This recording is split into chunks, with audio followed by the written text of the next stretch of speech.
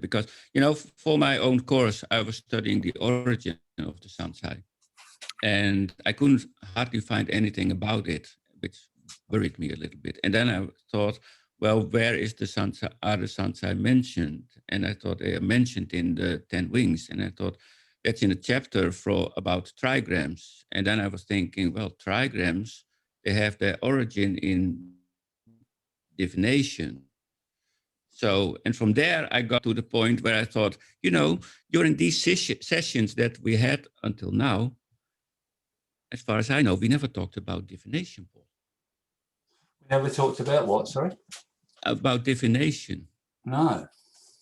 We mainly talked about philosophical concepts and medical concepts. Yeah. So that got me thinking, Paul, what is your attitude towards divination?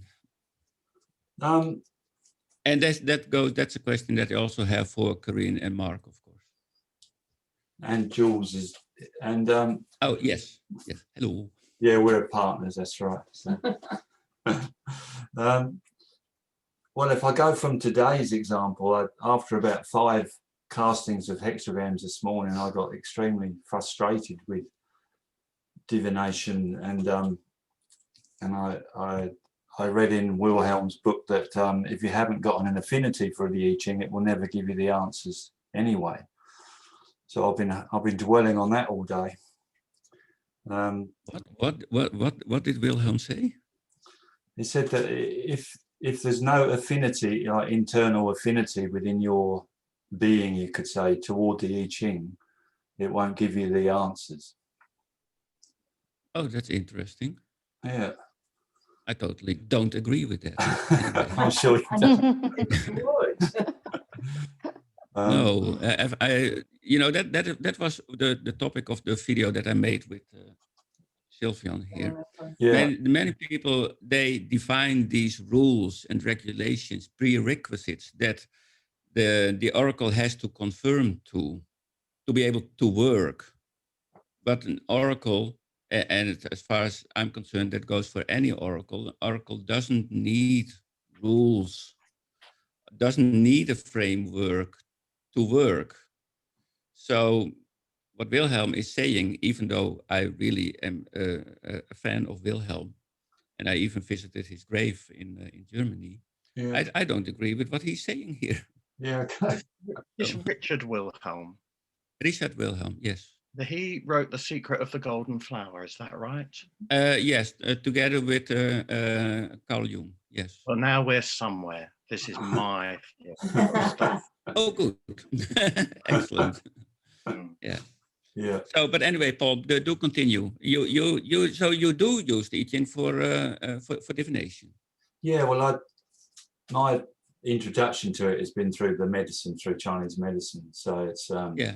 So the divination aspects has come later, but I do a hexagram every day, just for the energetic of the day, basically, to see what I notice about the hexagram throughout my day from that casting. And often I do ask specific questions. And I'm really interested in, I don't know if you've heard of Mikishima. He's a Japanese. Yes, I have heard of him. Yeah. I know his medical I Ching. Yeah, well, that's I've recently restarted reading that again, and despite the fact that his interpretations are relatively heavy on a health basis. Right. So yes, patients are dying or having a brain tumor. Yeah, it's pretty severe what he says, but I really like his way of how he's applied that to his own learning and his own treatment of people. So I'm exploring that avenue with myself more. So I'm casting hexagrams for treatment, through acupuncture on myself. So I'm very interested in divination. Yeah. Okay, because I know many acupuncturists, they feel quite uncomfortable with this idea of divination. I don't know why. They like the eking. They like the eking and the trigrams, etc., and the hexagrams and whatever for medical application. But when I ask them to cast the coins, they think, well, no, that's just mumbo jumbo. Yeah. We're not going to do that. I always have. I teach I Ching to many acupuncturists, and I always have to ask these questions. Okay, we're going to toss the coins during this workshop. Are you all okay with that? And at first time, nobody answers. And then I always say, oh, come on, we can't all be that open-minded. So who really has a problem with that? And then one hand is raised. Yeah. And there's always someone who says, well, yeah, I struggle with that idea that throwing coins can yield meaningful answers. So Yeah. but I'm happy to hear that you are consulting. Yeah. Yeah. And let me tell you my opinion. I think the most of the acupuncturists that is not comfortable with the divination, it's because they don't know how to do it, or they don't study about that, because we are so concerned about the health and how to treat using the I Ching. And it's a different field for most of them to go into this studies and get more information that it's consistent to compare with the Chinese medicine. It's not easy for a lot of people, in my opinion, I think. True. Yeah, well, but what I also noticed is that many acupuncturists are thinking, I'm going to toss the coins. What will my client think of that? Very concerned about the image that they will give their client. What will my client think of that? Okay, well, thank you for your story about your complaints. Now I'm going to toss the coins. So do you use divination, Karen? I'm studying, but I try to get some information from the coins. But as I mentioned, as a beginner, I don't know most of interpretation. So I try to understand each trigrams and get into this in order to be able to use the coins. Yeah. Most of the time, I'm trying to use trigrams for Chinese medicine. Yeah. Yeah. Cool.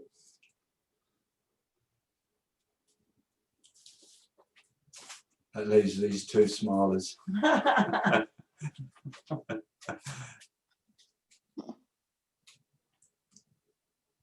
Do you want to talk about your experiences towards divination?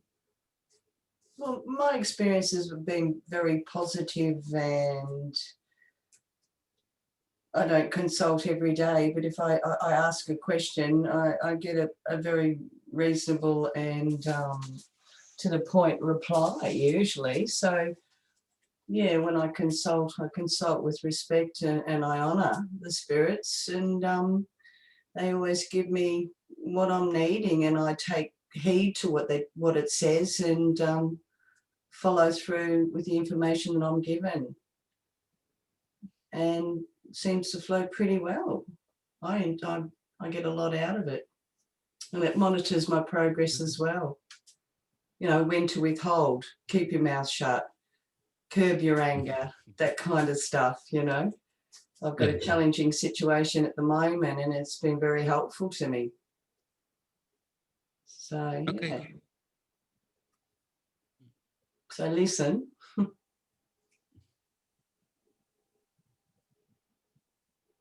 Yeah, well, many people, especially my students, are always surprised when I tell them how often I consult the I Ching.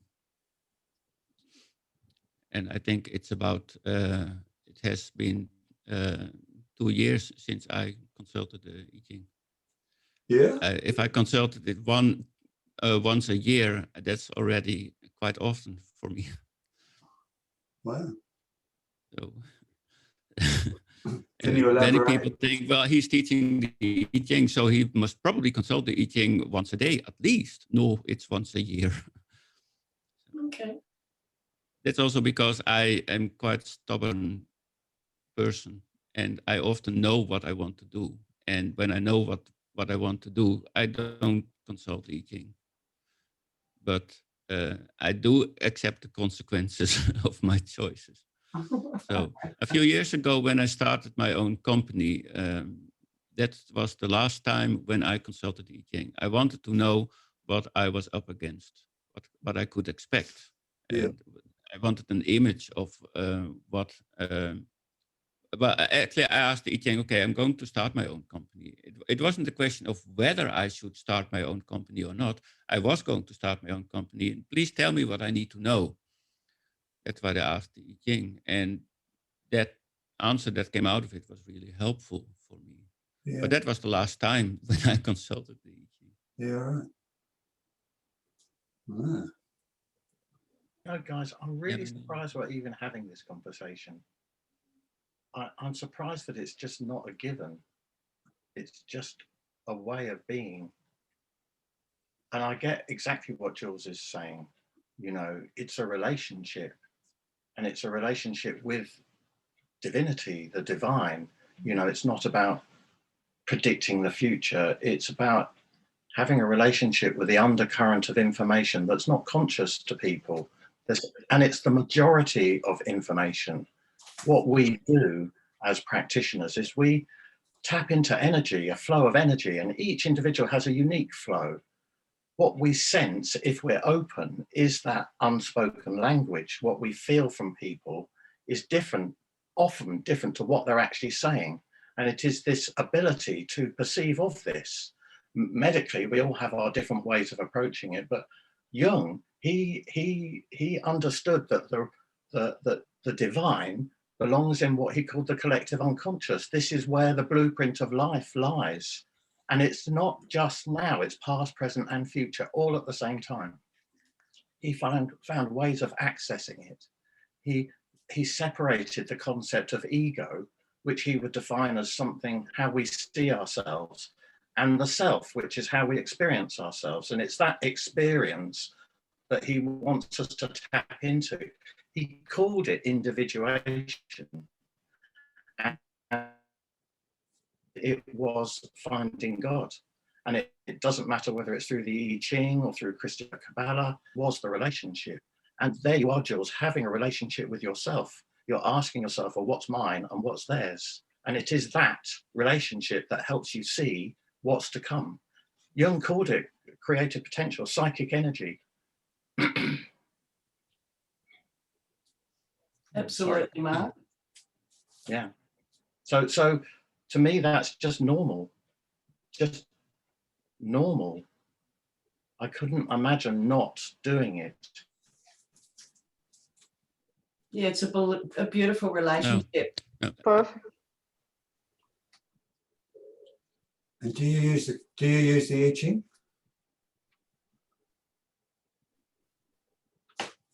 Everybody's frozen. And psychotherapy. Sorry, guys. I dive into. Sorry, the internet it just froze again.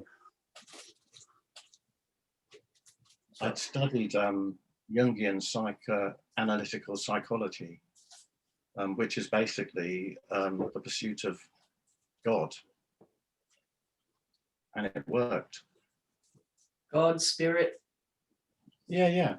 There's life is bigger and better than you and me, and we have to tap into that. We're all connected to that, and it doesn't matter how you perceive of it. The I Ching is just probably the best in fairness.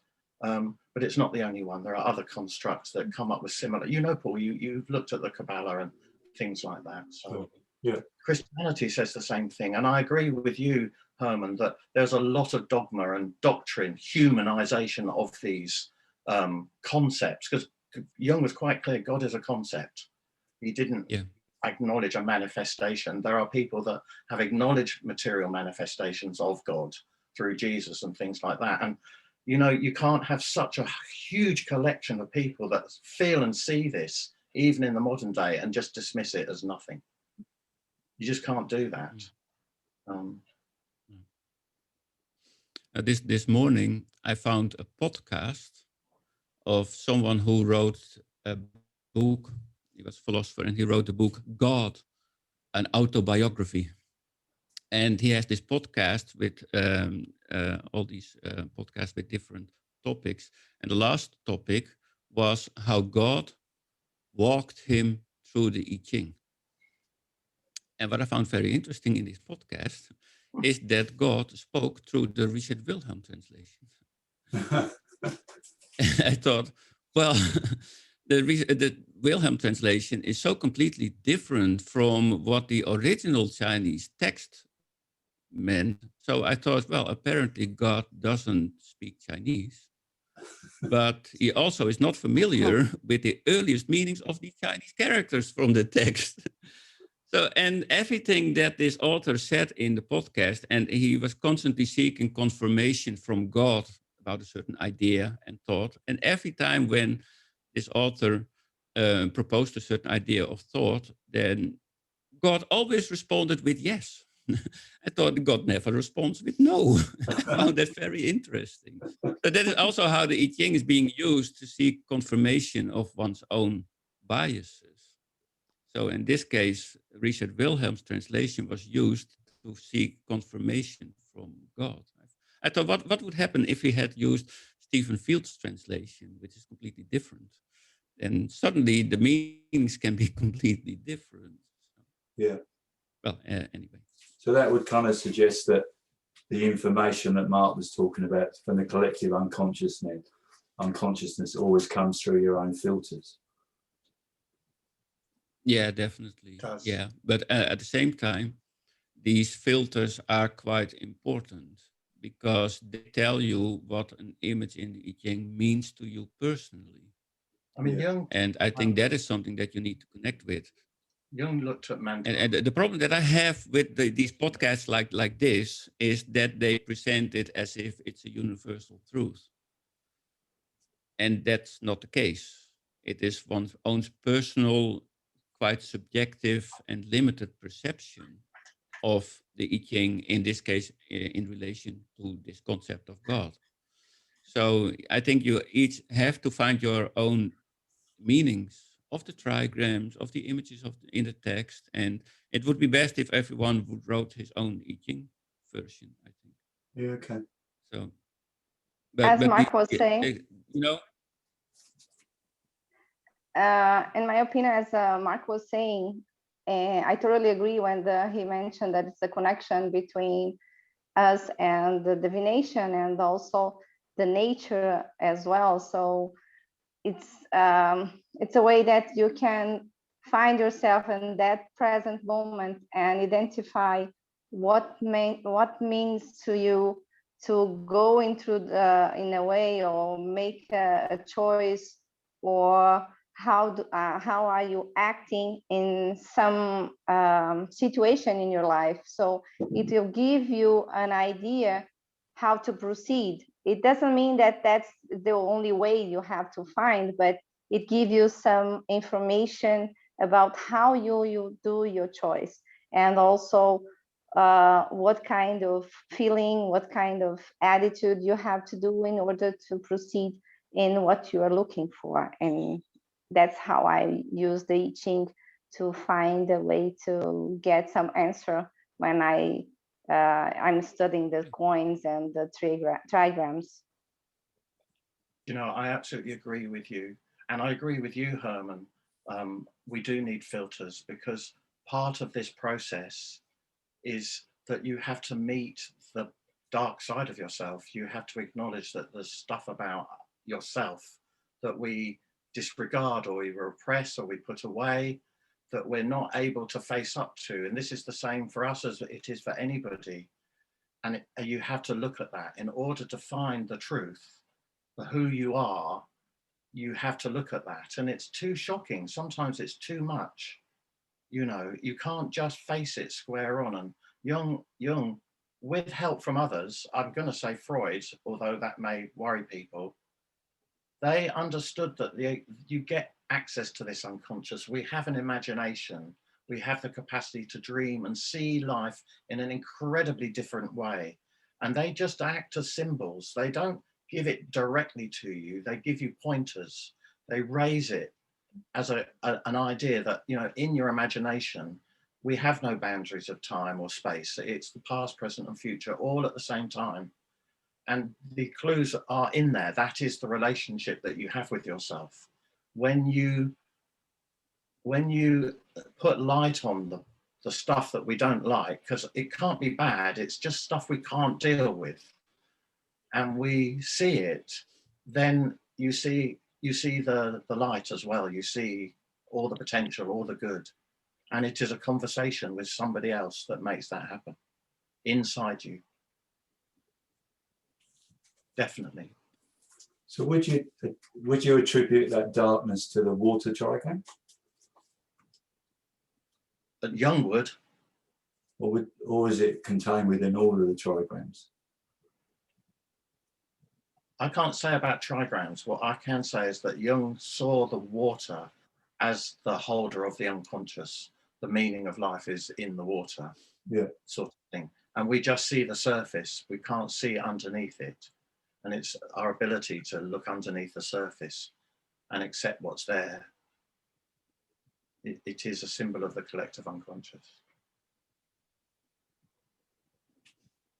Yeah, Paul, do you mean when you talk about darkness, you could give it some negative connotations? Is that what you mean? no, I don't mean the negative, not per se negative. I don't subscribe to the negative too much, but more the hidden, more the unseen, and I guess the water. I mean, in Alfred Huang, he puts the 29th hexagram as darkness, so he calls water over water, yeah, darkness. And I guess the depths of the ocean, you know, is another sign of that unconscious. And in Chinese medicine, when Mark was talking, what it reminded me of is the moment that we're conceived, there's a group of souls that are connected to the metal element. And as soon as we're conceived, they're born, you could say, and they create the framework or the blueprint, you could say, from which the fetus grows. And that's part of essence, which is also connected to water. So I'm thinking of the King Wen's, is it Ho Tien, you call it? Ho Tien Bagua? The Ho Tien. Ho Tien. Ho Tien Bagua. So that just made me think about that, how the heaven trigram is next to the water trigram in the northwest to the north. And how that connection, how that relates. Yeah, I'm not quite sure what I'm trying to say in regard to darkness, but there's something about that, the deep souls or the deep spirits, you could say, of that the element of the physical body that's generated at conception, which is the unconscious or the unseen or the genetic history of humanity in your own line. And then I'm wondering how the concepts of the fire trigram comes into that as well, because in Chinese that's called the Shen, or the spirit, which is the aspect that kind of governs our whole psyche, you could say.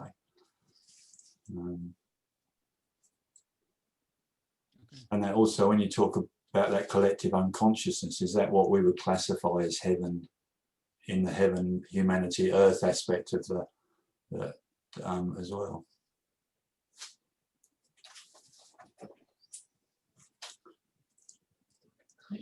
And the same thing with heaven, and this is still baffles me, and I keep asking the question, and I will get an answer one day. But like for you, when I asked that before about why is the heaven trigram related to metal, for you it was a natural answer. It couldn't be anything else but metal, because that's how it is in the Ho Tien Bagua. Yeah. But in the Chinese medical system, the metal element is very much the physical system. The function of survival and strength and vigor and vitality is related to metal. And the breath, yeah, the first, although we don't breathe, do we, for for 10 lunar months. We don't directly breathe the oxygen.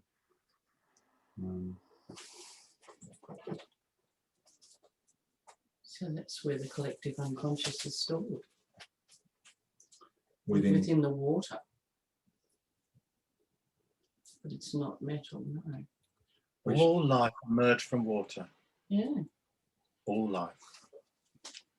well, I think it says that. You have to give me verification, Harman, but I think that they say that the water element was the first that was manifested. Is that in the old texts? Not that I can remember, no. Oh, okay. No, the description of the Gotye Bakwa trigram circle in the Shokwa starts with trigram thunder. But, you know, it's a circle. It doesn't really have a start or an end. It starts with thunder, did you say? Yeah, in the text it starts with thunder. Yeah. Which is spring, isn't That's it? the text where yeah, exactly. Yeah. What is the question you're trying to answer, please? Don't know if there was one. What came first? Yeah.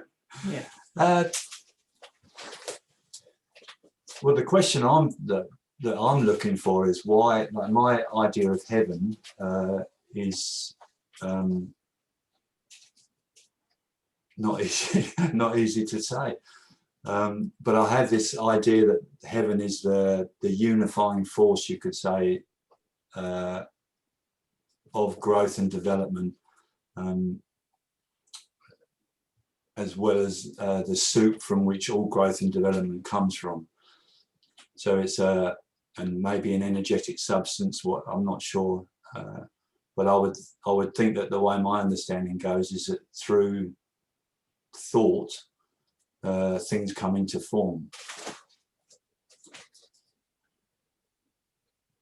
So if we look at the effect that humanity is having on the earth, for example, we could say that's a manifestation of a continuation of a particular type of thinking that has created the form that we now exist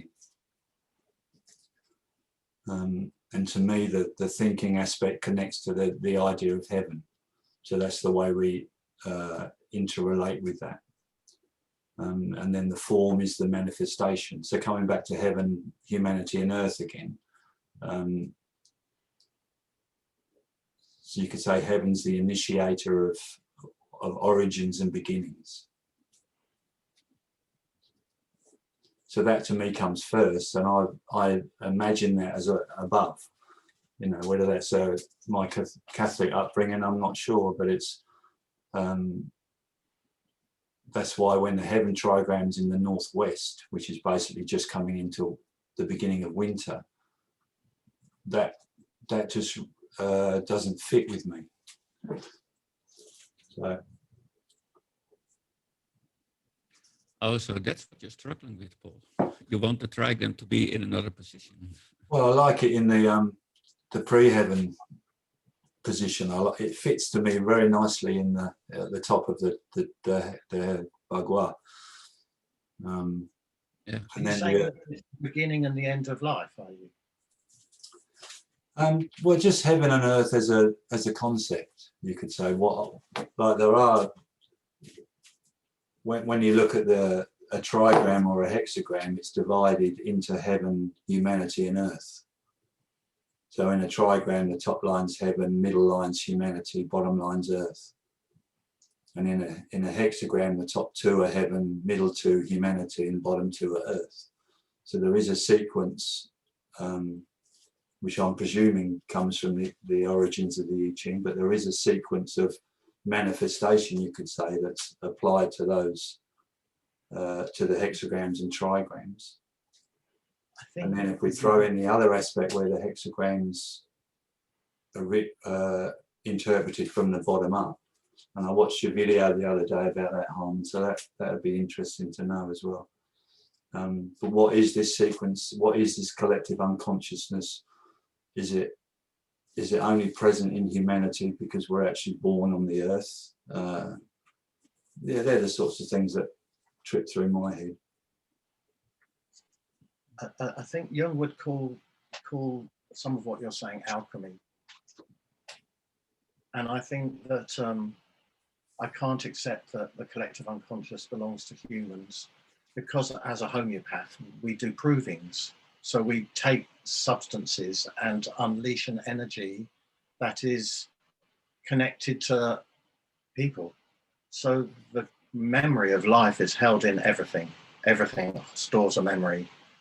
I think we're quite bad at it, actually, really. I think life is very good at responding to a memory because that's how we evolve, sort of thing. I'm just going to bring it down to a very basic level that heaven is just light. Minerals came first. Water was transported by a spaceship from outer space, probably Saturn. But some intelligence made that happen. The way that all the planets are aligned make life happen. There is such a synchronicity of events that go on as a continuum that we are so detached and devoid of understanding that maintain life. That is divination.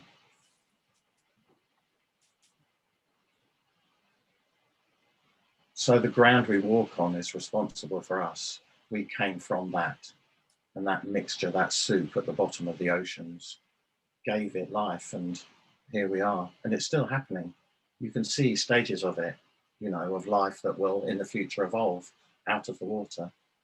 Do you know there are creatures in the bottom of the ocean where we can't survive, that when they lose an organ, they regenerate another one?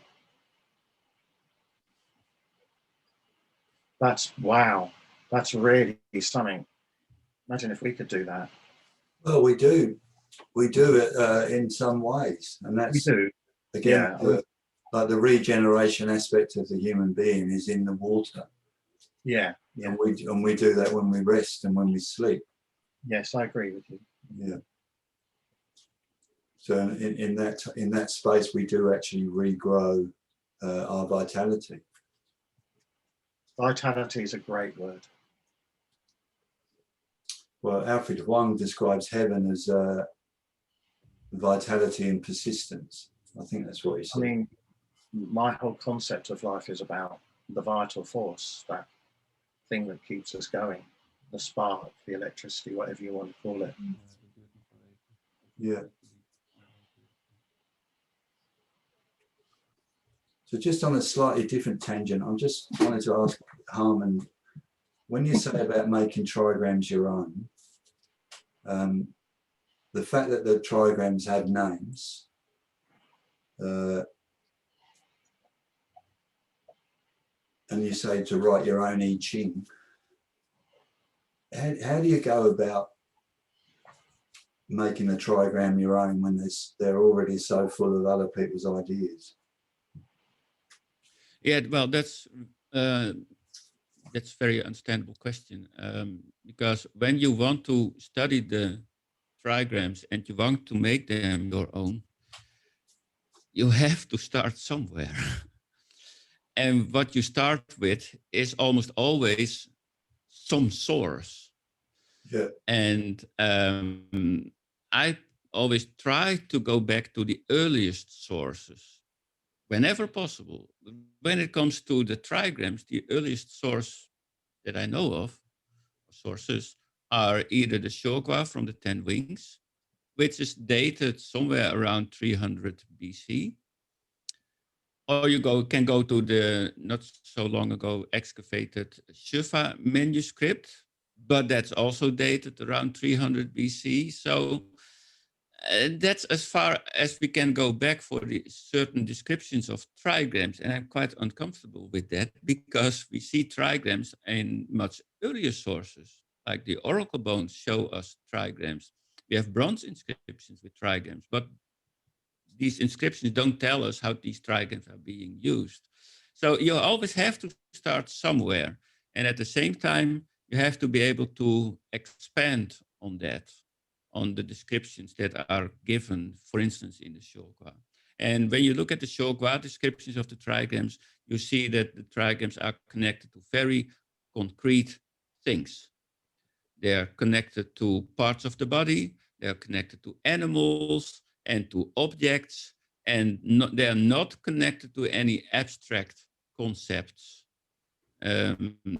or thoughts or ideas. So when you look at the earliest examples of eking usage, you can see that they use trigrams as images of very concrete things.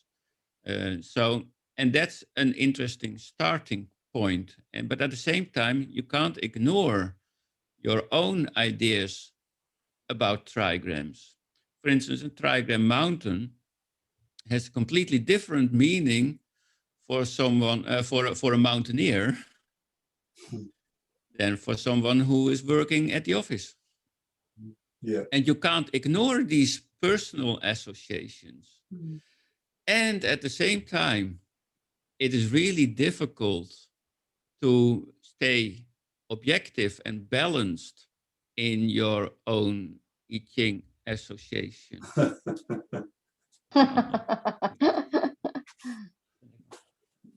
Sorry. Goed zo. Nou, succes ermee. So I gave one of my students the assignment to write about the trigrams in their own way. Okay, describe the trigrams for me. That's what I said. And one student gave a really negative explanation and image of trigram heaven. She described it as a trigram that's very dominant and always very strong and rigid. I can't find the right word in it, but it was really negative. But so I had to say to her, I'm sorry, but you have to do this over again because your idea of trigram heaven is way too negative. So do it again. And she gave me another text, which again was quite negative, and said, no, it's not a balanced description of trigram heaven. So do it again. But I could understand it because throughout her life, she had experienced abuse by dominant persons, by her friends, by her employers. She had been a prostitute. She had been in prison. So she was, all this time, she had been dominated by men. So when I asked her to describe trigram heaven, which is a male trigram, all she could come up with were all these negative associations. Yeah, okay. So that was for me a little bit difficult because at the same, I thought you can't ignore these associations. And at the same time, it's not a balanced association. So, and that's always something that you have to be careful with when you are working with the trigrams. Is your own view of the trigram, is it a somewhat balanced view of the trigrams? And how does it connect to the original images of the trigrams that are being described in the Shogwa? And how are you going to reconcile these two?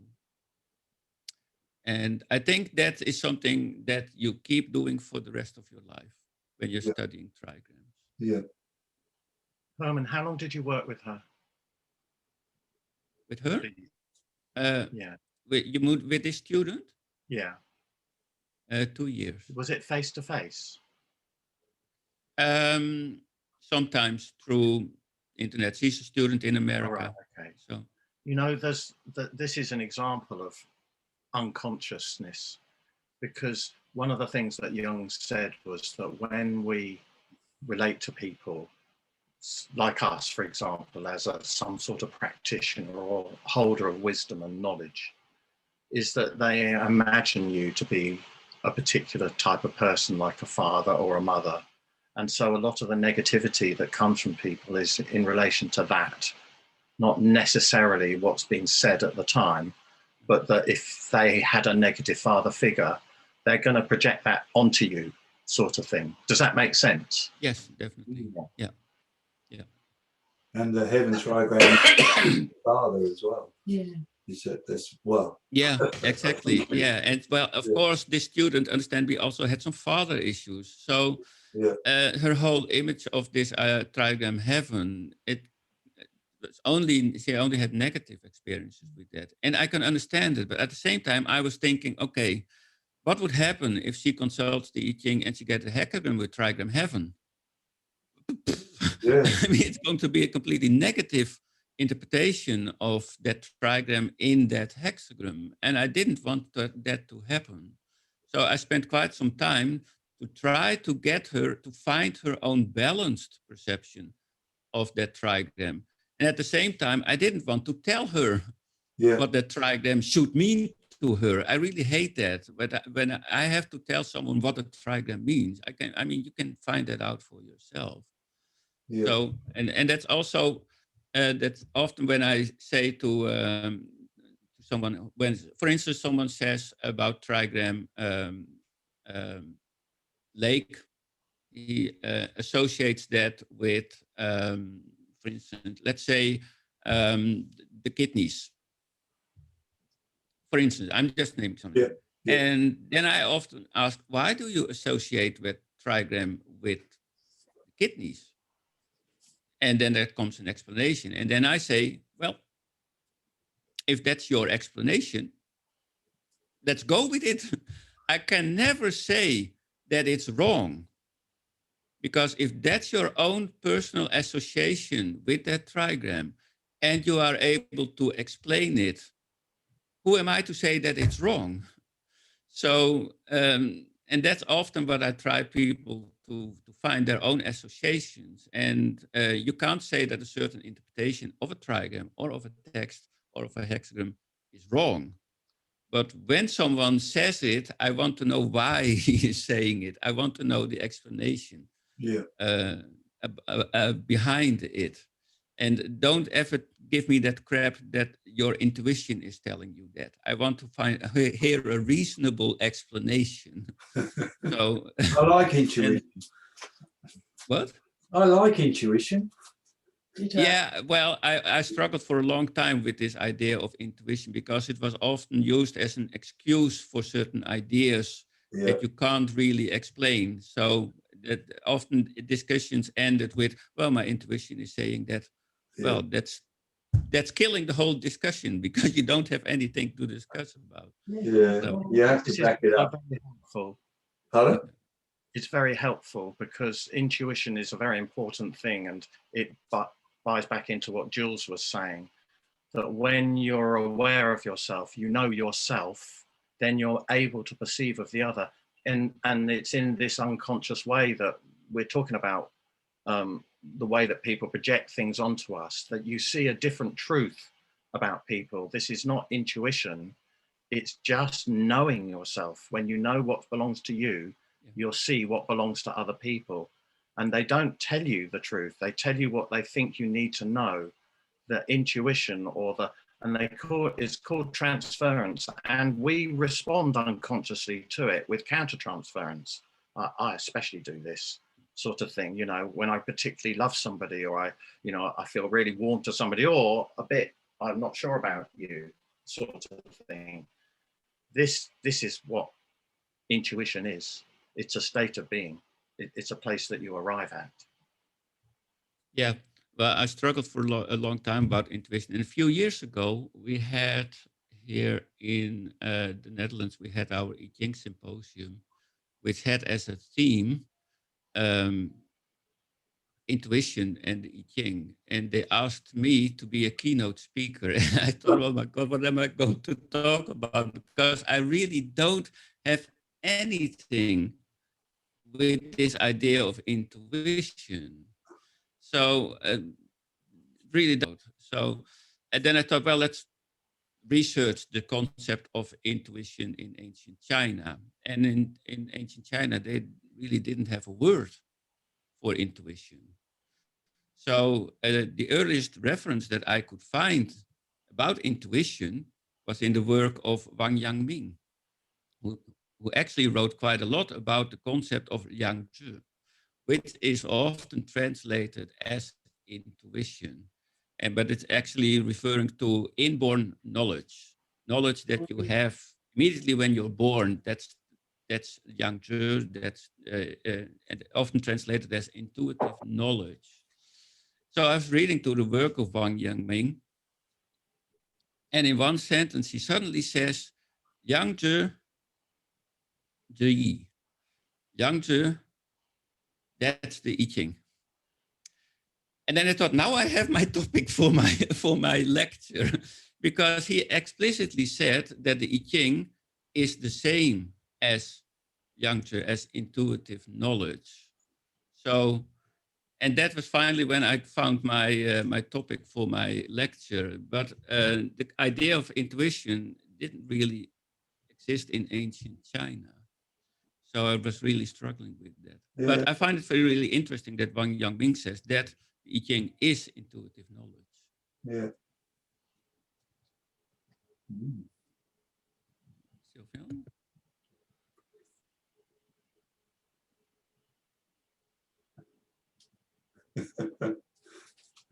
I'll be back in a minute. Yeah, just press start.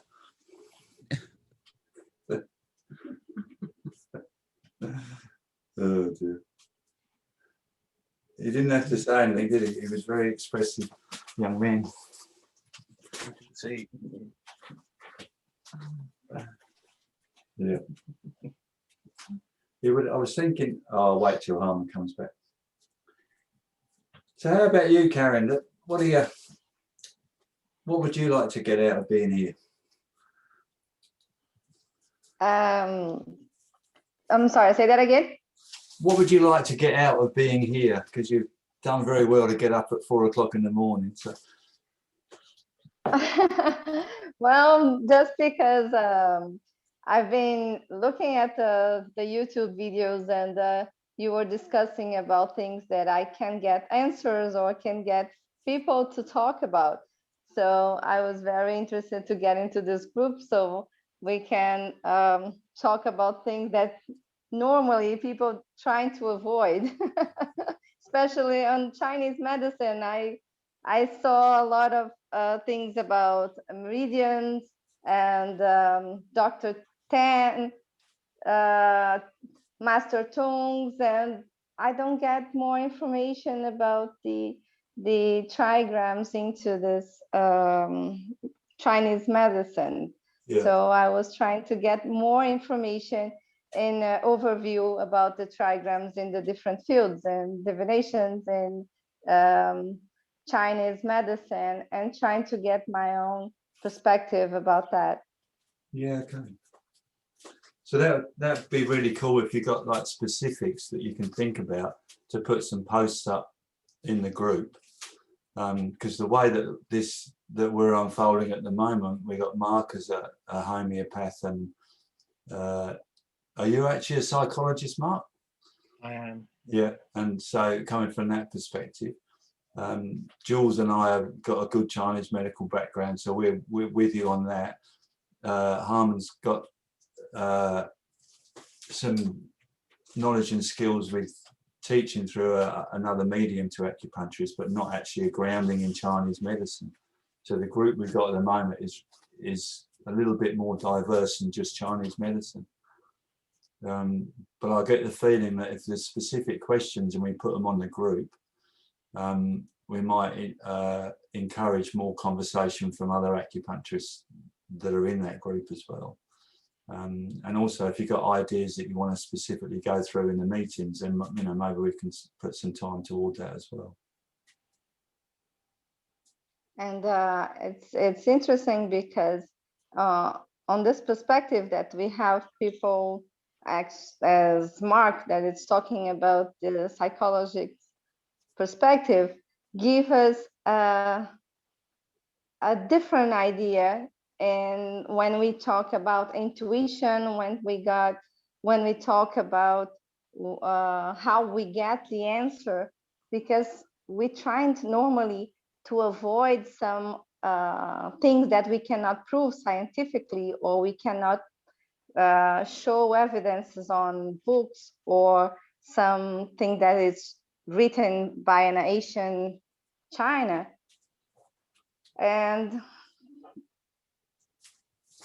hearing about how is the perspective from Mark, and also from you as an acupuncturist, can tell me how I can go into the Chinese medicine, but not avoiding also the other ideas. I thought it was very interesting when Mark says that intuition, it's like a water, and when you see things on the bottom, you don't go deeper. As you looking for more stuff and getting more information, you can go deeper on that and getting more another view from the same thing. Yeah. I don't know if I Yeah. explain myself. Yeah, but that way we don't go only on the overview, but we can go deeper and the meaning of each trigrams and getting more into the connection between the energy and the nature and the meaning of each trigrams and how we get this information into each area that we are looking more for treatment or for our understanding of ourselves. Yeah. And if we think of the body as being having a lot of water in it, then we have to, you know, to me, then we have to think about how does that fit with the water trigram again, and then how does that fit with the fact that it's in the north, in the northern hemisphere, so it's also related to the colder aspect into winter, and how that's also connected to the unconscious, you could say, or the aspects of self that is not visible. They're frozen, you could say. And then and also, yeah, when we talk about feelings, intuition, and how people react to all the environment, we can understand also that the feeling also you get some can help or also not, how I say that. What I mean is when the people, it's not healthy, the thoughts also in their mind will interfere on the treatment. So if you can understand that person and the point of view and how to get more information from how the what they thinking and how they are feeling the environment, this also will get me more information about how to treat these people, this person, not physically, but also emotionally and psychology, and on his thinking as well, on his thoughts. yeah, It's it's more that going deeper on the patient than other putting some needles and getting the information how you treat the meridians or how is the environment that on the winter or summer, how to treat them, but also how to approach on this patient and get more information about their feeling and how he interacts with the all energy and nature. Or also sometimes probably it's disconnected to some energy. I will try to get into this point and tell them, hey, probably that's not the way you thinking or interacting on the environment or also in the nature. It's making you getting more stress and not feeling well. yeah. And just what Harman was talking about, that student of his, the question came up for me is if you put the trigram of heaven in the perspective of a hexagram, you know, how would you interpret heaven if it was the lower trigram, and then how would you interpret it if it was the upper trigram? So one from the inner subjective aspect and one from the outer reflective response, you could say. Yeah.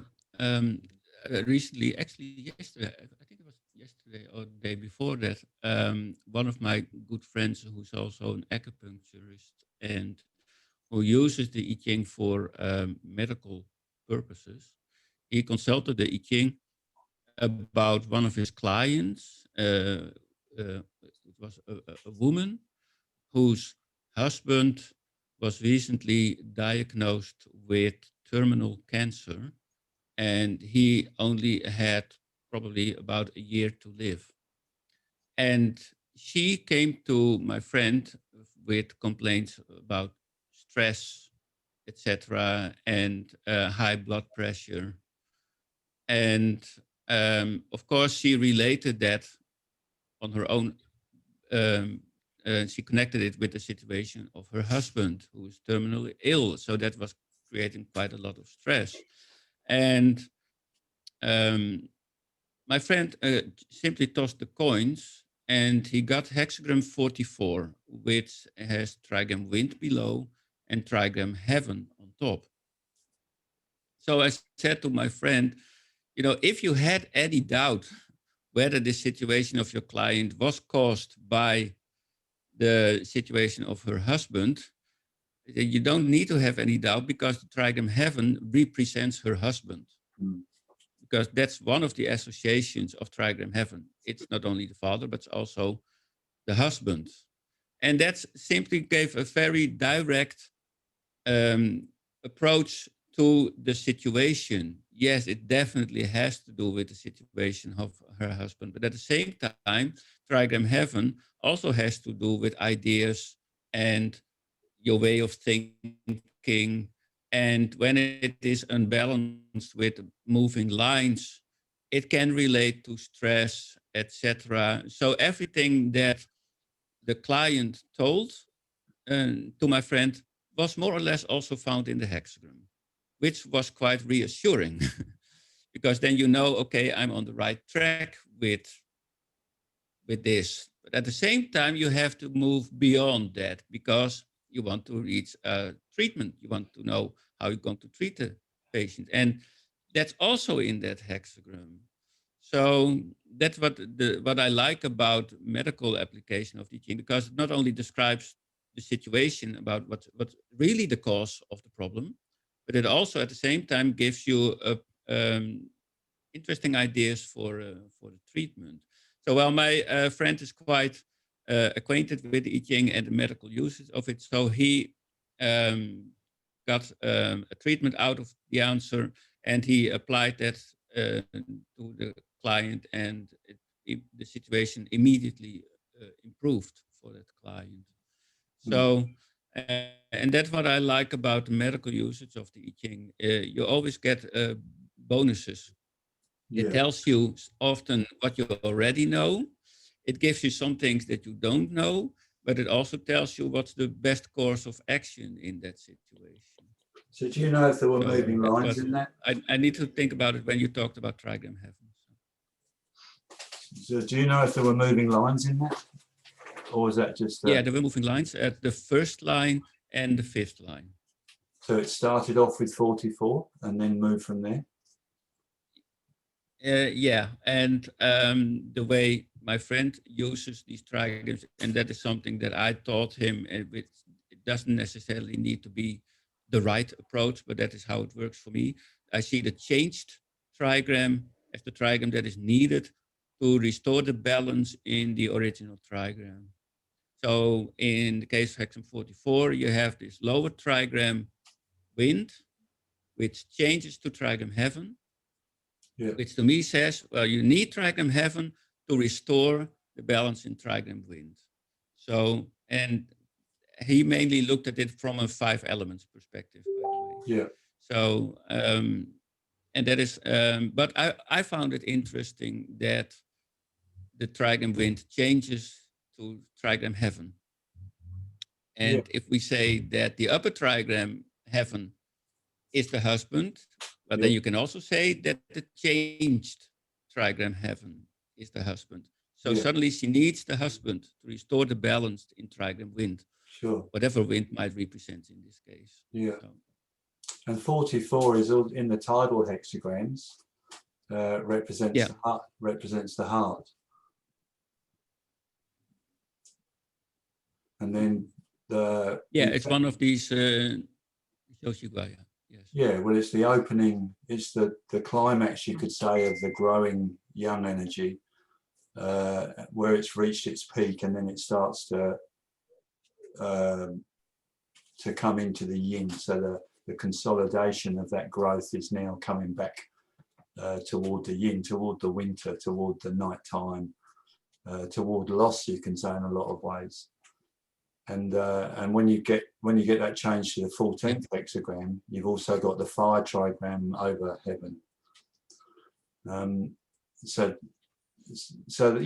things like that is, again, if you come back to what Corinne was saying about people's thought processes and that, you know, the aspect that she needs her husband to give her that balance, is in some ways is the illusion. So that's the aspect of the thought process that at some stage you've got to address, that is that there's nothing external that's going to give you that stability forever. You know, at some stage that stability is going to be gone, and you're going to be standing on one leg, so to speak. So that the great harvest, the fire over heaven, I see that as the illumination of the partnership within her. But anyway, there's lots of different ways to interpret. And if we come back to what Corinne was saying as well about those aspects of thinking, and we put that again, if we look at again the water trigram, that central line, the central yang line of being the aspect of heaven that's put inside the yin. And if we look at winter as frozen, then we could say all of the things that we don't respond to and harmonize with are frozen needs. So there are aspects of love that we didn't receive in the way that was necessary when we were younger.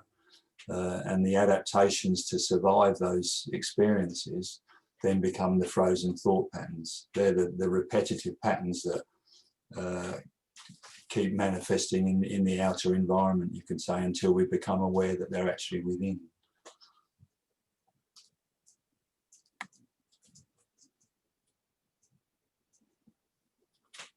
Because the aim of that central yang line in water is to rise. And it's to rise with the yin encasing it. So that's the warmth of the blood. Yeah, so if the blood is strong, then that central line, that yang energy, rises up in a balanced way to promote harmony and growth. If the yin is insufficient, then that will rise up as a pathology, and that's the same with thought processes as well.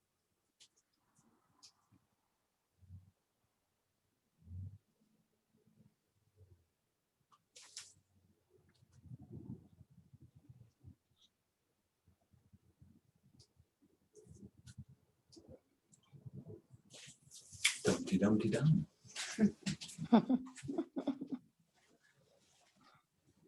I'm stuck in the water at the moment. I keep coming back, water, water, water. Okay. Yeah. You're a watery kind of guy, really. Yeah.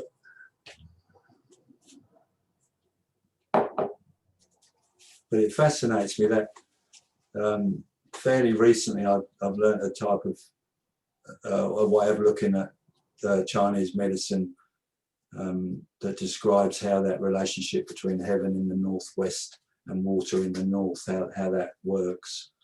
And also at the top of the Bagua, how the fire trigram and the kun earth, how they relate to each other. And it's about the cyclic nature of the day, or of the year, you could say, or of your entire lifetime, or of a thought process. And if with that, if we come back to heaven, humanity and earth, And we look at heaven as persistent vitality that's constantly available, you could say. And then we look at earth as an expansion of that vitality and a response to that vitality. Then how do you feel that the humanity aspect relates to that?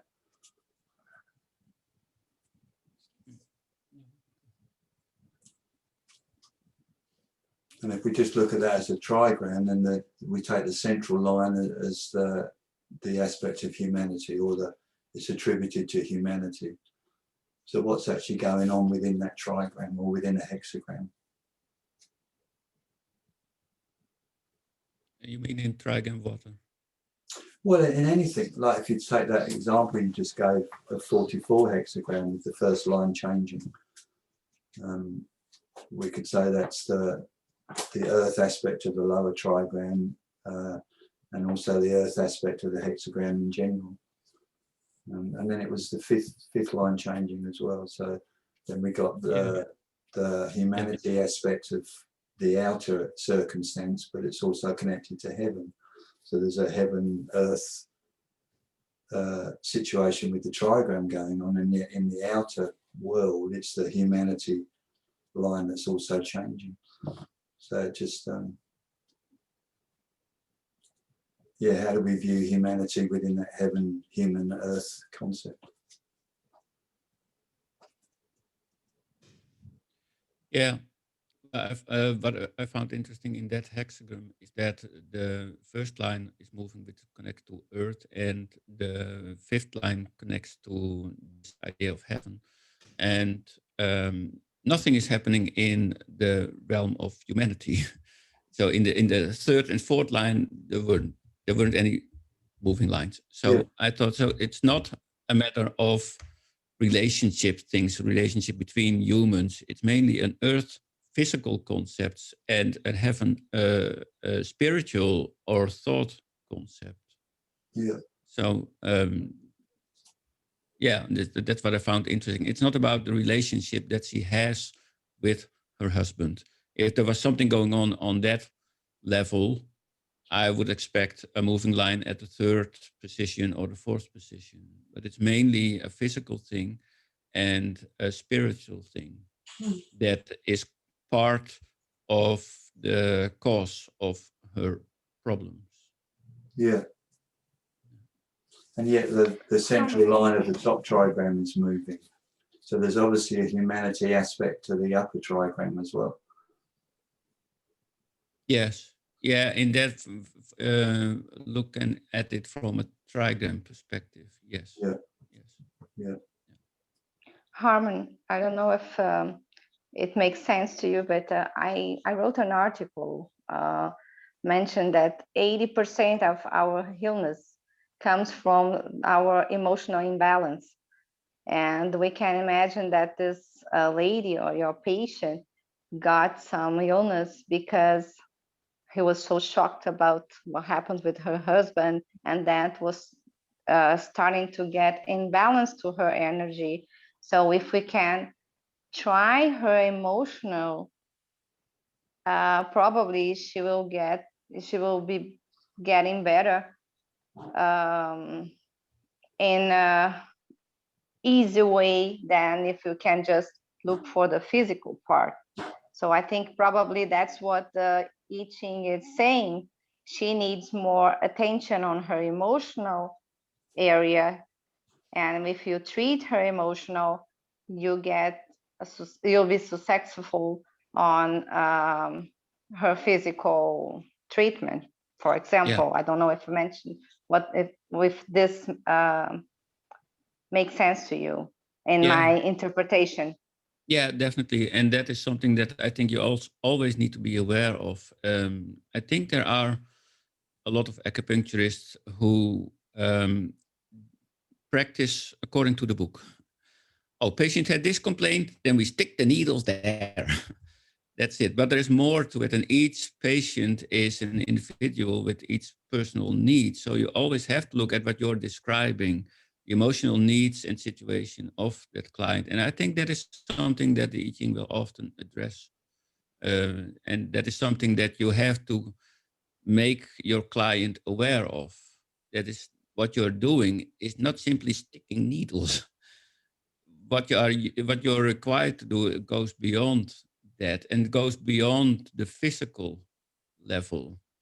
So that is indeed, Corinne, what you have to talk about with the client. But that is, I think, also something that makes sometimes your work a little bit difficult because you have to address tough questions. You have to ask the client tough questions about emotional stability, about you have to give the client a chance to talk about emotions that the client probably doesn't want to talk about. Most clients simply want a solution for their problems. They expect you to stick needles, and they don't expect you to ask you, well, how are you dealing with this situation? How are you feeling about this situation? Tell me about your emotions. And yet, that is something that the I Ching often refers to. So, I also teach Wen Wang Gua for acupuncturists. And with Wen Wang Gua, you get several aspects that relate to a situation, which can mean that when a patient comes to you because he has a pain in his wrist, that through Wen Wang Gua, you have to ask your patient, well, how are things at school? So, but many acupuncturists don't think that way. They think, oh, well, client has pain in his wrist, so I have to stick the needles there. But with Wen Wang Gua, you can see that a certain aspect which can have to do with parents, can have to do with money, can have to do with relationships or things like school or housing. It can be through Wen Wang Gua, you can get this idea, oh, this client has pain in his wrist, but this hexagram is telling me that there's something wrong with his house. So suddenly you have to ask your client about, well, can you describe your house for me? Because through Wen Wang Gua, the hexagram might tell you that there's something wrong with his house. So, and these are aspects that I think all connect to the situation of your client, but are not always addressed by all acupuncturists in all situations. And I think that's a nice thing about the I Ching. It points you to things that you probably would never thought of yourself, but also that your client would never think of. So, yeah, and especially, of course, the emotional things that we tend to tuck away and don't try not to think about. And that's especially, Paul, for me, Trigram water, which also in the oldest sources is connected to mystery, to danger, to thieves, to the dark, etc. All these things that we try to avoid. Well, That's what Trigram water is also about earlier on. Those are the things that we do repress, sort of thing. Yes. I'd like to comment on what you said, actually, because it's a two-way process. We can't just assume that physical illness has an emotional cause. What we have to accept is that most of our memory is held in our body, in our muscles. It's not held in our brain. What our brain does is try to interpret a feeling, and a feeling is a physical thing, but we give it an emotional quality because what we're looking for is a reason why. And the only reason that we can come up with is the last time it happened. So, and this is what Herman's saying, I have a pain in my wrist because I can't face studying anymore and I can't write another word or whatever it is, sort of thing. And this is really important because the memory that we hold in our body is a collective memory. It's not just what we acquire through our environment, although most of our behavior is caused by the environment that we live in from birth onwards. And this is where the memory gets held, especially when we're young, because we don't have language. We can't describe events. We remember it in our body. People who suffer from trauma hold the trauma in their body. And what we see is an acting out, a behavior that doesn't always fit in with the language and the words that are being used. sort of thing. And so we're looking for an emotional interpretation. The way that clients respond is to try to describe the pain. And that can be in the wrist, it can be in the heart, it can be in the head. And it's how they're able to relate, to describe, to get the essence of that symptom and all the other symptoms that go on with somebody into sort of something that manifests as this person. And our job is to separate what they have from what we have, because a lot of what clients say impacts on us. When somebody talks about being abused and we've been abused, then it triggers a response in us. We respond through our body memory and then project that back to the client, sort of thing. So it's a very difficult thing to do, to really see the whole inner world of what a symptom represents. It doesn't have to be emotional. We often display our symptoms through our body. That is where the problem lies. The thinking isn't always helpful. It's not always true. Well, there's some Greek guy who's pretty famous, but I forgot his name. I think he said you can't separate a red face from anger. Mm. So emotions are in the Chinese medical system, there's 7 emotions. And there's also what I talked about before about the Po souls that come into being at conception. There's also 7 of those. And there's also 7 orifices in the head. So that emotions are direct expression of how our whole body circulates. That's it, yeah. Yeah. And we watched a video on Gabor Mate talking about love this afternoon. And he had something come up. He said, you're either coming from love or experiencing love, or you're experiencing what gets in the way of love. And in regard to the therapeutic relationship, those aspects of pre-speech trauma, you could say, are accessed through a loving environment. So, and from what Harman said about we need to talk about the emotions, I'm very much a talker, or I used to be with my clients. I talk them to death, basically. They'd be saying, no more, let me go. You know, but I'm not quite that way anymore. I understand that if I put a needle in with understanding, that their emotional state will shift anyway. So there's no way, you can't separate it.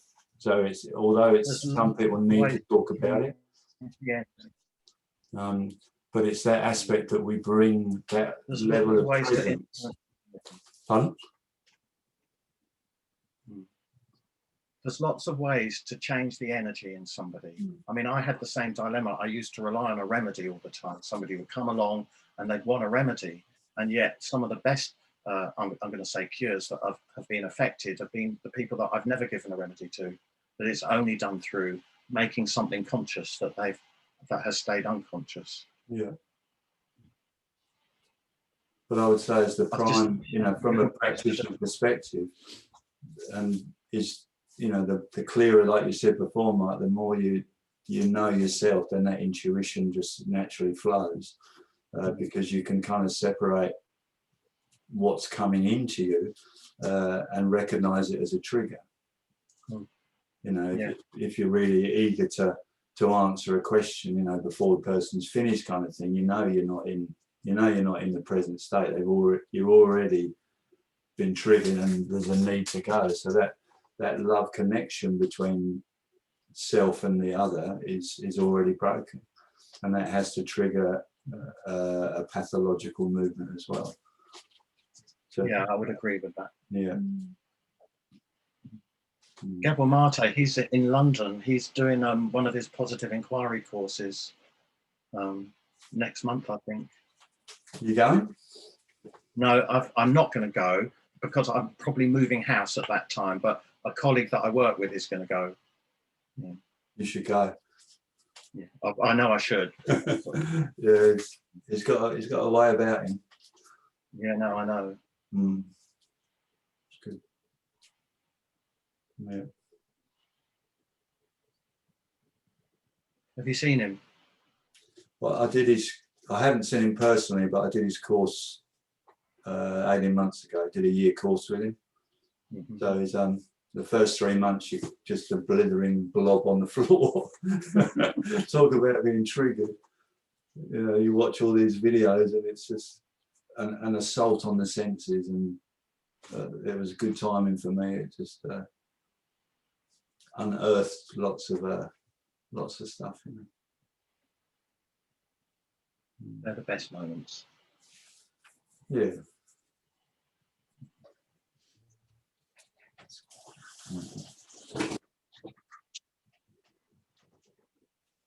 What now?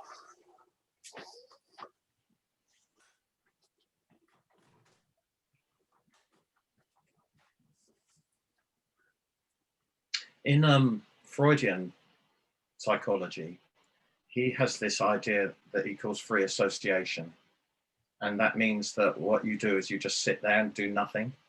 You just sit there, Yeah. expressionless, and you just wait for somebody to start talking. And all the anxieties start coming up about what they think you're thinking and what you're doing. And you get this amazing reaction to, they just give you the problem without saying a word. It's actually really quite cool. You just reminded me of that just then. Yeah, you just reminded me. When I first started practicing, I used to do it by donation. Yeah. And the amount of people that got really, really angry because, you know, they weren't sure if they were giving you too much or not enough. Yeah. That's okay. Yeah, that's fine. Yeah, that's no problem. But yeah, it really pissed people off. So I don't do that anymore. Yeah.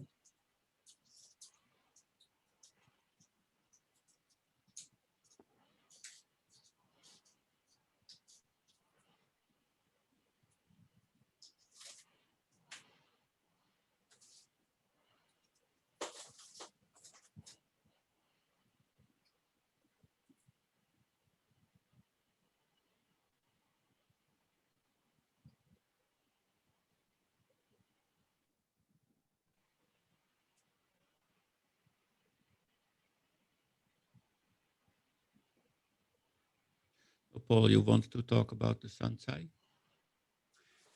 Yeah, is that, I take it, well, sun I know is 3 in Chinese. So, Sai, what's the Sai part? Oh, San, yeah. Yeah, San is 3, and Tsai, that I still find it a little bit difficult character to translate. And when I had to talk about Sansai in my own course, I really struggled with finding an explanation of that term and to find earliest sources about Sansai. So all I ended up with was with an etymological explanation of the character Tsai, which I can give you the link to that video if you want. Yeah, yeah. But it's really, the problem is with Sansai that it's written in different ways in Chinese. So you have the character Tsai, with sometimes an extra component is added to that. And so when you are going to research Sansai, you have to look for the different ways that it is being described in Chinese texts. So that made it for me a little bit more difficult. And translating Tsai, I still haven't found a proper way to translate it. So It sounds nice. but it's just a concept. When you talk about Sansai, then you know you're talking about the concept of heaven, man, and earth. Yeah. But how you translate that literally, Sansai, I still have no idea. Well, it reminds me of sensei in the Japanese, so that's the teacher. Oh, okay, yeah. Well, Tsai is often translated as talents. It's a certain quality that you have. But I can't relate that to this concept of Sansai, so still don't know how to translate it. So often with these things, when I don't know how to translate it, I just leave it untranslated. I also don't know how to translate Tao from the Way. I find Way doesn't entirely grasp the concept of Tao, so I leave it untranslated. Yeah. Oh, and by the way, I have trouble with translating the name of hexagram 1, Chen, and the name of hexagram 2, and the name from 44. I still don't know how to translate these. So I leave these untranslated. Sorry. Yeah, okay. Yeah, well, I can't translate any of them, so you should be happy you got 61 of them down.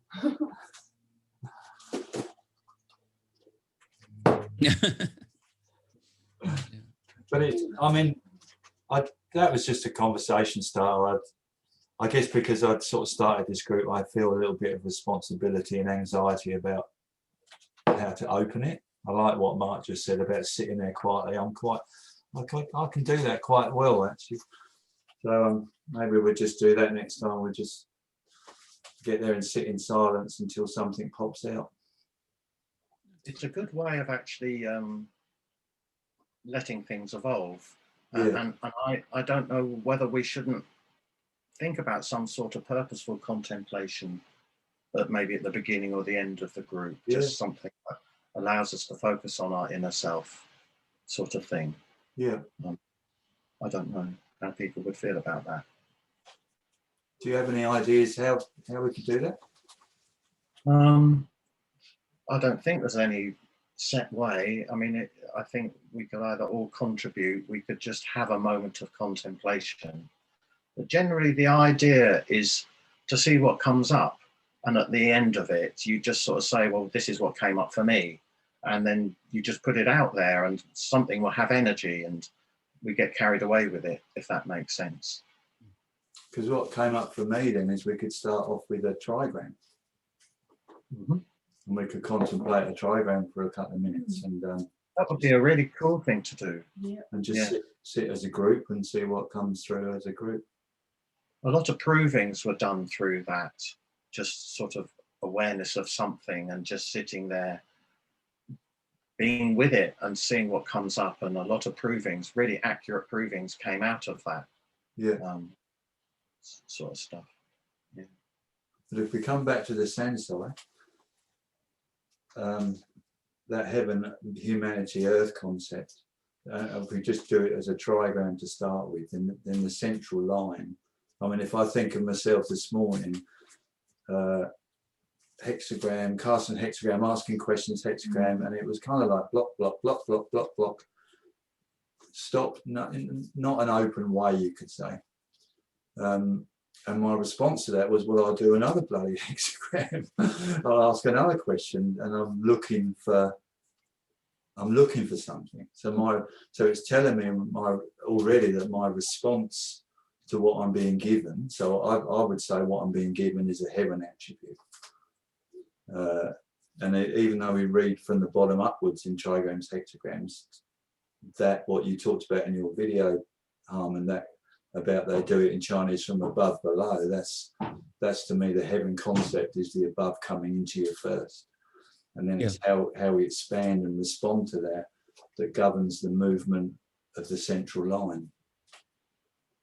So the central line can, I guess, move upwards or downwards according to the lines that correspond to it.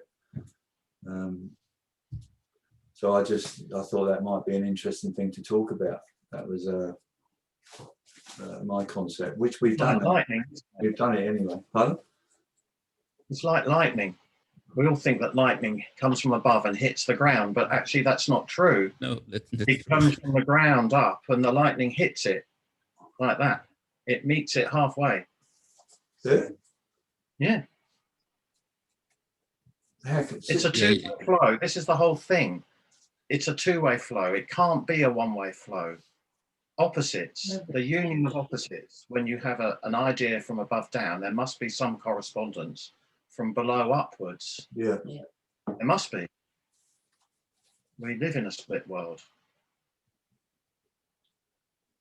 But then if you look at a hexagram, the second and the fifth lines, you could say, and correct me if I'm mistaken, Armin, but they're considered to be the most auspicious aspects within a hexagram. Or the Back your opinion. Yeah, that's an opinion, Mark.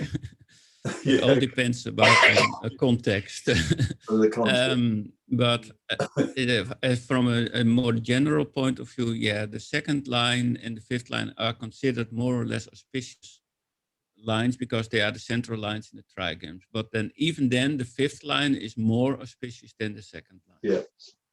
But they're the lines of humanity within the trigram. So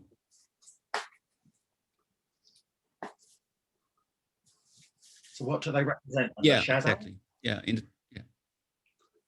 Well, they can. There's one way of classifying it. You could say the bottom line's like a peasant, the top line's a sage, the fifth line's the king, fourth line's a minister, third line's the official. Oh no, the second line's the official, I think. What's the third one?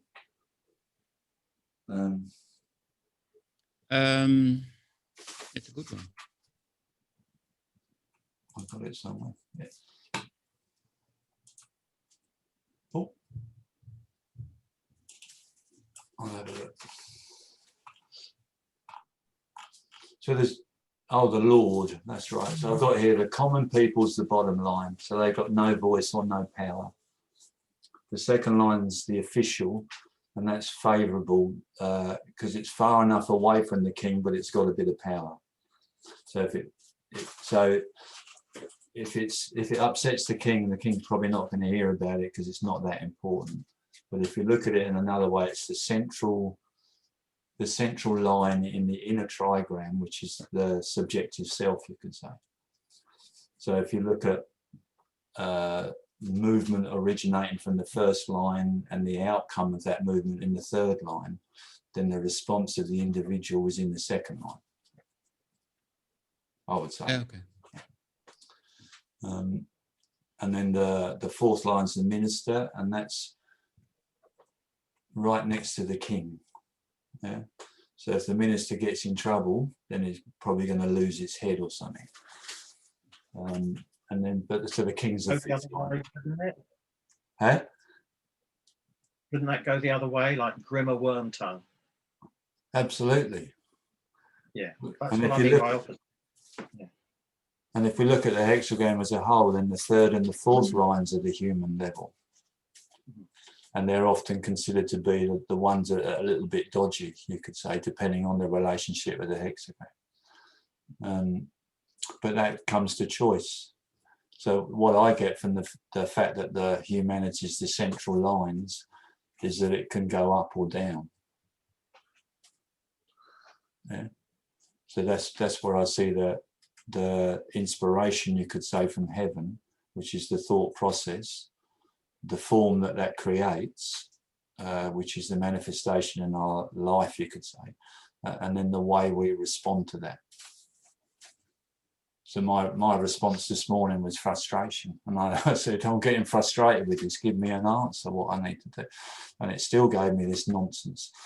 And so in the end I said, okay, well, give me a hexagram that I can focus on today. So I got, I think it was abundance, thunder over fire. And that transformed to thunder over heaven. That was right. So Paul, you weren't satisfied with the answer from the eking? I wasn't. No. But I mean, why basically, not? Well, it was an answer. Well, it kept. Couldn't accept it. It told me 5 times that my problem was that I didn't accept it. So, but it took me a long time to get it. And then finally, when I said, what can I focus on today? And it gave me hexagrams that I kind of thought, yeah, well, they're all right. I can focus on them. So it was gentle with me in the end. But so what was Paul, what was the first hexagram that you got? Oh, I'd have to look it up now.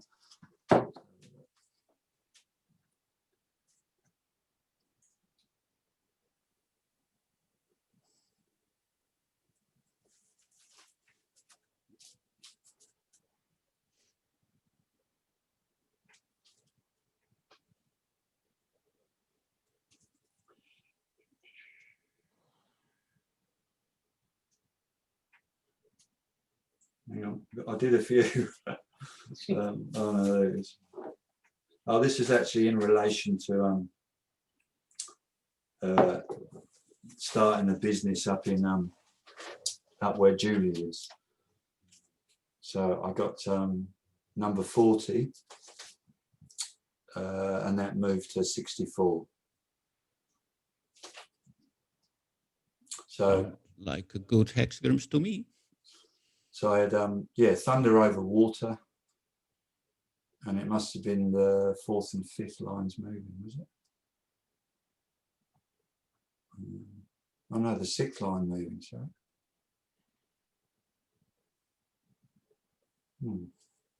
And you didn't like that hexagram? No. Why not? Oh,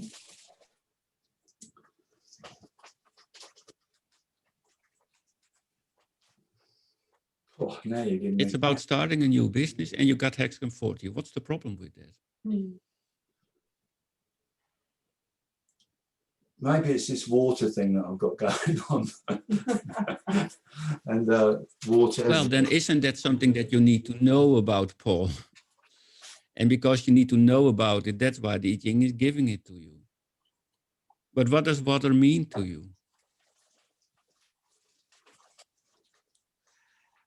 It's about starting a new business, right? Yep. So what could water signify to you with regard to starting this new business? Well, change for a beginning, as a foundation, as a depth. Can you build something on water? Can you build a foundation on water, I wonder? Absolutely. Yeah. Yeah. You go to Thailand, there's the whole communities have built foundations on water. And so maybe water and whatever you connect to it can be a foundation for your starting business. Well, it's right beside the river. I mean, in reflection, it's the difficulty is a fear in beginning. You know, that's what I got. It's not the water that's I got the foundation, the riverbed that's the foundation. Yeah, but Mark is having a good point here. Mark, can you repeat that? It's not the water that's the foundation, it's the riverbed that's the foundation. And this is where the food of life is. The minerals at the bottom of the oceans and the rivers are the food of life. It forms the foundations of everything. So we're largely water ourselves. Trigram water is quite a positive trigram. Also build a boat and live on that boat if you want. Then you also have some sort of foundation. However, then you have a floating foundation, which is going with the flow. That's right. So there are different ways to approach trigram water. But Paul, am I correct that because you don't like trigram water, you consulted the I Ching again? I think it was how I was feeling this morning. I actually really love trigram water. I love the water element.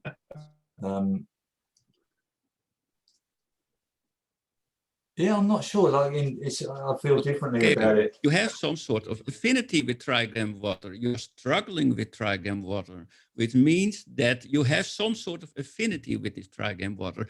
And you consult the I Ching about starting a new business, and you got a hexagram with trigram water. Well, isn't that interesting? Yeah. That's right.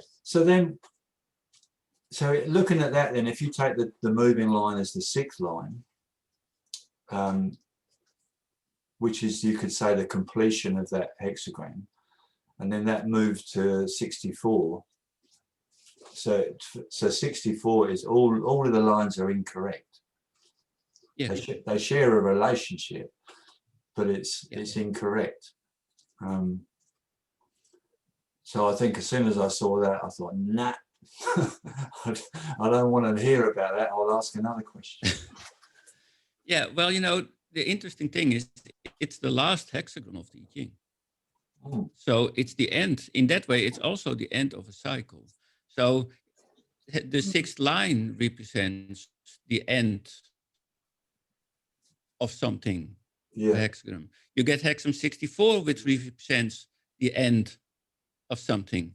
So maybe, and it's just my own personal idea to push you in a certain direction, maybe you have to complete a cycle first. Yes, that's before true. you start something new. I do. That's exactly. So, yeah. so if you would have had the first line moving, I would say, this is about ideas and concepts. You have this idea of starting a new business, but you can't realize it yet. Because the first line to me is about having this idea, a thought, an intention. Yeah. But you're not really acting on it yet. It's just something in your head, in your mind, and you think, oh, I want to start a new business. And that's it. But with the sixth line, it can mean, there are things that you have to close before you can move on. And I don't think you should make it any more complicated than that, Paul. So it doesn't. So Yeah, I would also say, would like to say something. Probably it's very basic, but we can imagine that water always find a way to do to avoid the obstacles. So if he's trying to start a new business, he will find some obstacles. But if he keep going, he will find a way to solve that problem in a different way and keep going, and the water will flow. So he will find a way to do this business. Don't pay attention to the obstacle. Just flow. Go start doing, and you will find a way to get successful on that. That's my perspective. Yeah. But I think with Trigram water, water always goes with the flow, but it doesn't really know where it is going. Yeah, it knows that all rivers end in the sea. That is something that you know for sure with rivers. They always end in the sea, but how that course is going, you don't know anything about that. So the river doesn't know how it's going to flow. So that also means that it can't really have a fixed goal. It's just enjoying the ride. So that can also mean that you have to let go of certain fixed goals. And you have to try to go with the flow and see it. Try to say to yourself, I have no idea where I'm going, but my God, is this an interesting journey? Mm-hmm. So, but with Trigram water, there is an emotional component with Trigram water. Because the Trigram fire is very intellectual. It's about seeing things and it's more or less quite rational, whereas Trigram water is more emotional and has to do with gut feeling. So maybe this Trigram is saying you, if you want to start this new journey, this new business, rely on your gut feeling. Rely on your gut feelings, yeah. Okay. So suddenly this Trigram water isn't so bad, Paul. Water may not know where it's water may not know what obstacles it's going to meet, but it does know where it's going.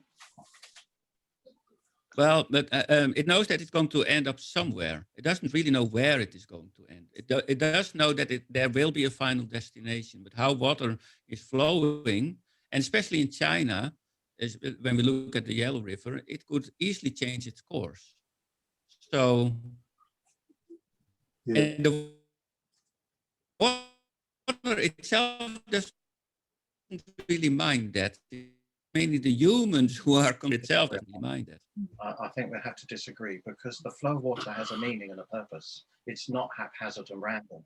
It's an essential part of the flow of life. We're just using it as a symbol or a metaphor of trying to understand water is intelligent. Not from the Chinese perspective of the trigrams and how rivers flow, because the water flows because through the boundaries that are being set for the water. And it doesn't decide these boundaries. And sometimes the boundaries are moving. In the case of the Yellow River, the boundary could easily change overnight.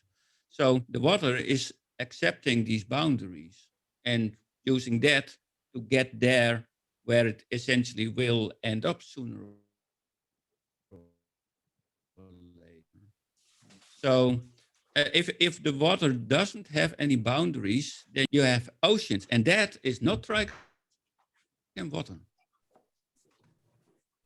Yeah, it's pathogens. That's not what I'm talking about.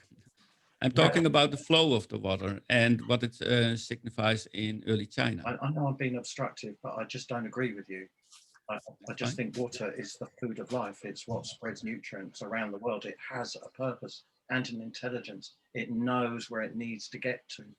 I agree that there are things that hinder it, and probably human activity is one of the main things, but water in itself knows exactly what it's doing, what its purpose is, and where it needs to go. Well, it is being guided by something. Yes, absolutely. So, I mean, that's in and the that five is what elements. it is following. So in the 5 element system, earth controls water. So that's that image of the structure creating the space for the water to flow through it. So that is a 5 element sequence as well. But the kidneys, which is a water organ, controls the whole fluid metabolism. So perhaps they both exist in some way or other together.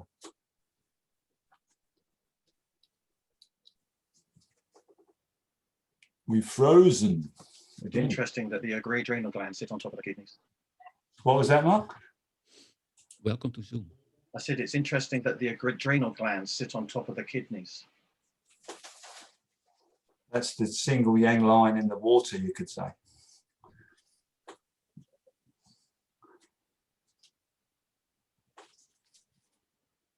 But Paul, I was especially surprised that you consulted the I Ching again when you got a perfectly good answer. Oh, you'll get used to me.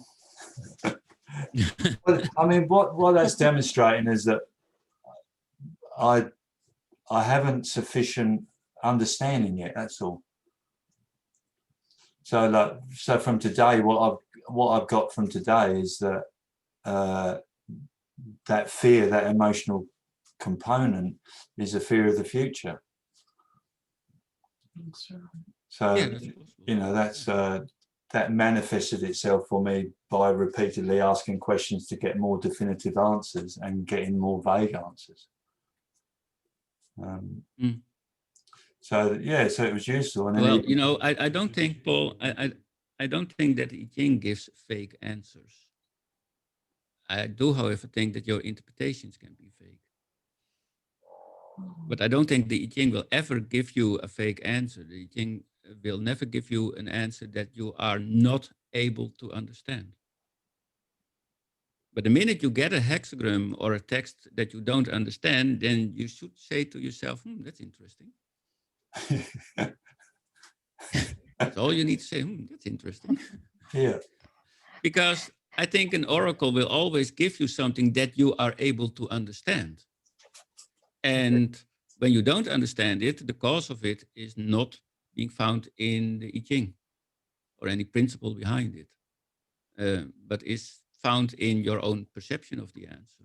Yeah. So. Yeah. Totally agree. The trigrams. Then you ask the question again, and what you got? What did I get, did you say? On your first question, when you ask about your, you would like to start a new business and you found the water trigram and you didn't like the answer for some reason, then you ask the question again, probably. Is that what, am I right? What do you get after that? Well, I asked a few other questions in between, but I'll see if I can. So you were doing a lot of questions after that. Too many. So the one when I got frustrated with it, and I just said, I'm frustrated with you. Just show me the way, basically. So I got water over water. The 29th, 29th Which hexagram. means that's interesting. So he was saying to you that keep going like water flow and you will find a way. On my perspective, I think. Yeah, let it go. Go with the But then flow. the Let it go. first, the Don't first, pay attention too much to the obstacles, but keep going on your thinking. And probably you didn't like the answer because you don't have a total idea about how you set up this business. But if you keep going in the flow, you will find more information and then will be more consistent to you. It makes sense what I'm saying? yeah, yeah, At the beginning, when you ask, do I have, I'm thinking about to open a business. Okay, you got the water trigram. And thinking about the water flow, normally water will find an easy way to flow on an obstacle. The yeah, water will conturn the obstacle and keep going on the target.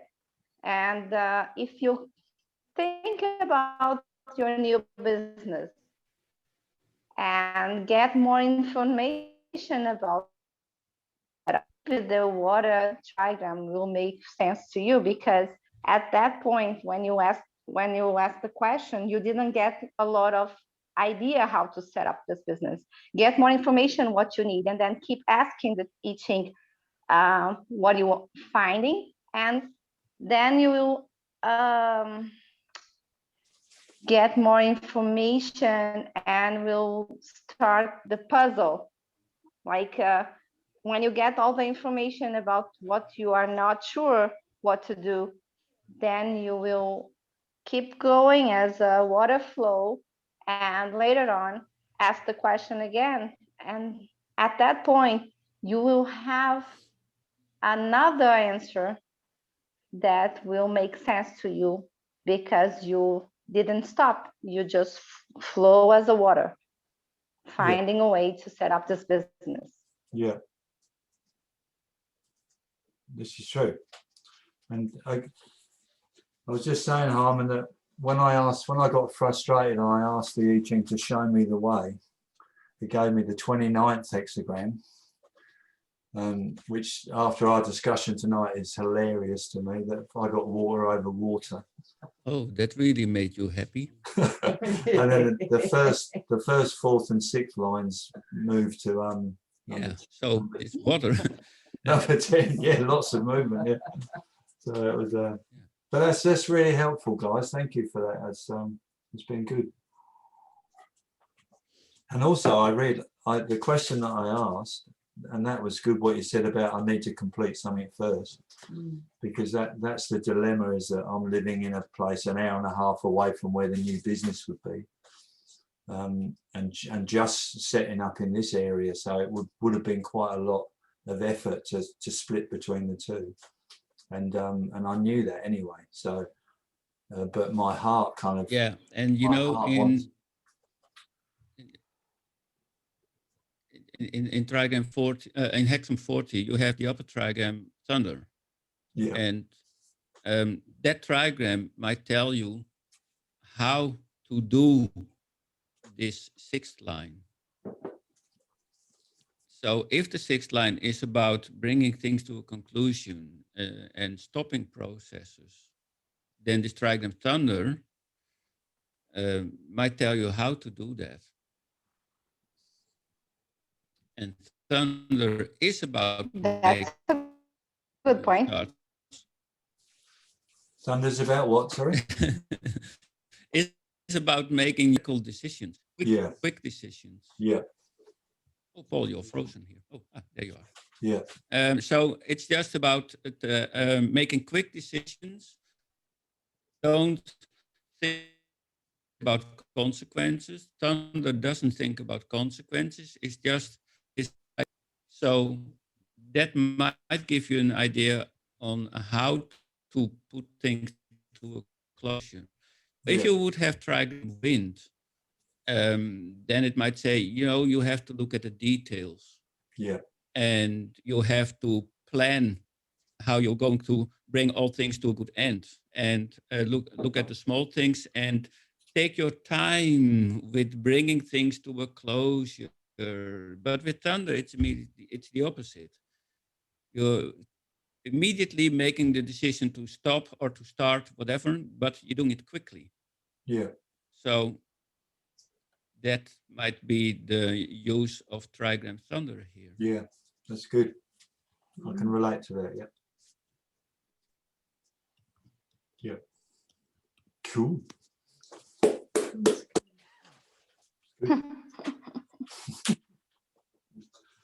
Yeah. I will look at water in a different way from now on. I've just sent you a couple of a message, a couple of people you might check out.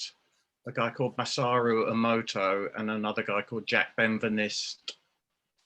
Just have a Google of their research. Yeah. Please. Particularly Masaru Emoto. He's really cool what he comes up with. Yeah, I know that. I've read that book on the his experiments with water Have you? crystals and that, but I don't know Jacques Benveniste. Water crystals in particular and human memory and how they hold on to memory.